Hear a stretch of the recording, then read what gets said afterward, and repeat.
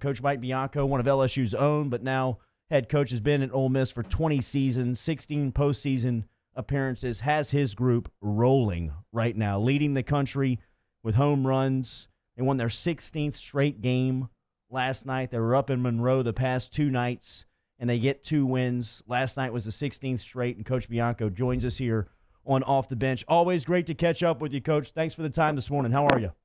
My pleasure. I'm good. Good morning.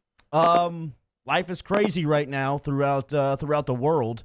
People are reacting. The NBA called off their season or suspended their season last night. The NCAA said that anything moving forward will be done in front of no fans, and that's just the latest. What's the state of your program in dealing with the coronavirus and trying to take precautions?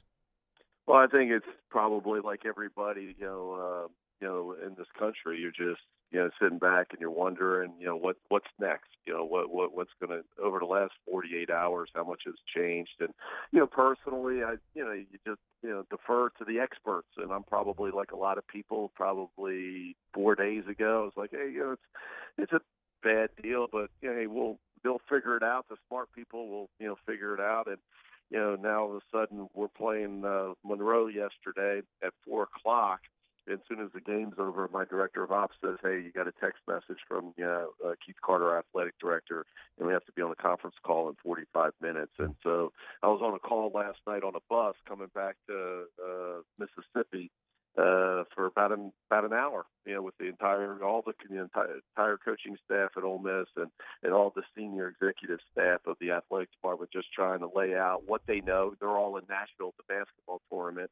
And basically, it's what everybody knows, to this point, where we're going to play a game and it'll look, more like an inter-squad game where, there won't be anybody in the stands. They're going to let in, the players' pass list. So I think, 140 on both sides.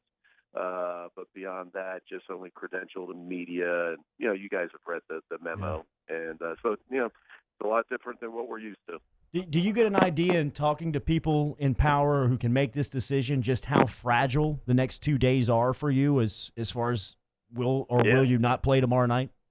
Yeah, in their defense, they just don't know. Yeah. And of course, they're deferring to the experts. And one, our athletic department's looking to the SEC and the NCAA, and of course, those people are looking to the government. And where do we go from here, and how do we stop this? And but at the end of the day, you got to pump the brakes and say, hey, it's a basketball game or it's a baseball game. And I know it's hard. I mean, we're 16-1 and off to the best start in program history. This is the last thing that we want to do. But at the end of the day, life's bigger than a baseball game, and trying to figure out. Hopefully, they're going to figure this out, relatively quickly, and we can get back to some type of normality. Yeah, so, Coach, first, you handled those questions excellently. So let's talk about the actual baseball now, more in your wheelhouse. And I would say that you actually, with those questions, you hit a home run. And that's something that your team has been pretty damn good at this year. You got any tips for other teams out there that are trying to hit 37 home runs? How have y'all made that happen? Well, I think the easy answer is, we're playing really well and getting a lot of good swings off, and it's been one of those years where we've just played well. We believe in the home run, and that sounds kind of stupid, and a lot of people do, but we feel that's part of our offense. Now, of course, we want to be well rounded. We want to steal some bases. We want to be able to bunt a little bit. We want to be able to do some different things. But at the end of the day, it's part of our offense. And we hit 70-something home runs the past couple of years, and we've always it's always been part of it. It was part of it when I was coach there. Yeah. And again, the game's changed, but since the ball changed about 3 or 4 years ago, you're able to get some more balls out of the yard. But it's a group that can do it. When you see us physically, we got some guys in the middle that are big, and that's what they do. Guys like Tyler Keenan and Cale Baker and Ben Van Cleve and others. And so, but we do steal bases too. I mean, we got near 30 stolen bases, and where we walk a lot. We get hit a lot. We strike out a lot, which is maybe not my favorite thing, but it's also a thing that I realize it's part of the game as well. And if you're going to hit some home runs, you're going to strike out a little bit. Well, and so, Coach, that's what I wanted to talk to you about, because that seems to be where the majors are at too, right? Like high strikeouts, but a ton of home runs as well. It's the same way that basketball's kind of gone to the 3-point line almost exclusively. How is it you mentioned recruiting, like the bodies that can get that done.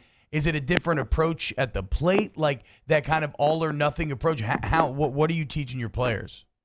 Yeah, I don't think it's quite. I don't think Major League Baseball is, to the point where I get that it's about strikeouts, but I think it's probably more because of the pitchers they're facing. Guys throwing 100 miles an hour, the last 4 innings, and there's a different pitcher. Then guys don't care if they strike out. It's not that we don't care if we strike out. So I think that's really the wrong message.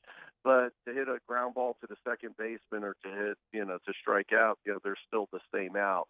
And, we've never been a program that's going to be the least strikeout team in the Southeastern Conference.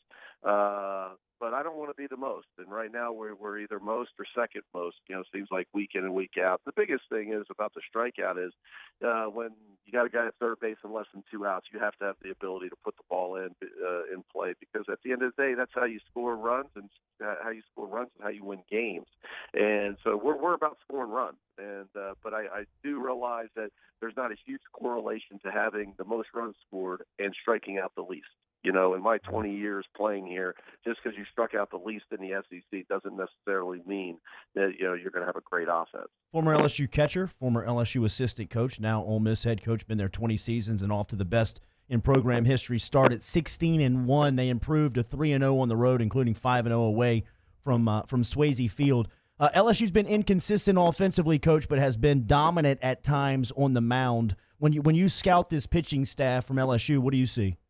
Man, they can really throw it. There's no doubt. And I would think, especially when they're running on all cylinders and everybody's healthy, they're as good as staff as there is probably in the country. And that's looking at the 3 starters, the pieces of the bullpen. Fontenot seems to have caught another gear in the bullpen where he was really good last year. But I don't think when you said, hey, who are the top closers in the conference, I don't know if his name's coming up, but it's certainly up there this year. I mean, he's one of the best closers in the country, and so they're terrific on the mound. And really offensively, we've gotten off to a great start.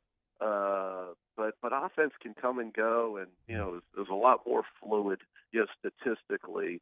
I think than pitching and defense. You can either pitch or you can't. You can either catch it or you can't. Hitting, comes and goes from weekend to weekend, and I think they have the pieces offensively to be really good. I think, and if you watch them, depending on the game that you watch them, they can be really good. They've just been, inconsistent, but at the end of the day, they're pretty darn good. I think they've won 7 in a row. So I know there's a high expectation down there, but they're not doing too bad themselves. Coach, Swayze Field is one of the great home field advantages in college baseball. You take the fans out of it this weekend. How much does it neutralize that place? Well, I guess then it'd be hard to quantify, with it filled, how much of an advantage it is. And certainly it's a neat, atmosphere for everybody, like it is going to Alex Box Stadium.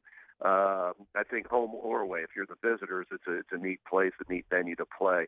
So it's hard. That's a hard question to answer. I think it's going to feel a lot different. Friday night in the SEC, we're liable to have somewhere between 10 and 12,000 people, and we're going to have 250, tomorrow. Jeez. And so it's going to feel different. It's going to feel weird. It's going to feel real quiet. But at the end of the day, this is what we have to do. And, next weekend we go to Texas A&M, which is another great venue, but it's going to be the similar thing. And so it's.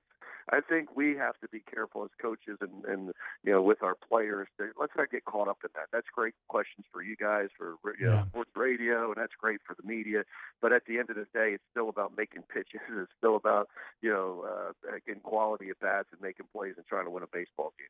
Beautiful statue unveiled for your mentor and your friend Skip Bertman. How much have you talked to the big guy here on this fantastic start for the Rebels that you guys have been off to? I haven't. I haven't spoken to him this year. Unfortunately, I was there for the unveiling of the statue, and I know he was really proud. Certainly, well deserved. And, nobody would ever argue that. I mean, he's the greatest college baseball coach ever, and one of the greatest college coaches ever.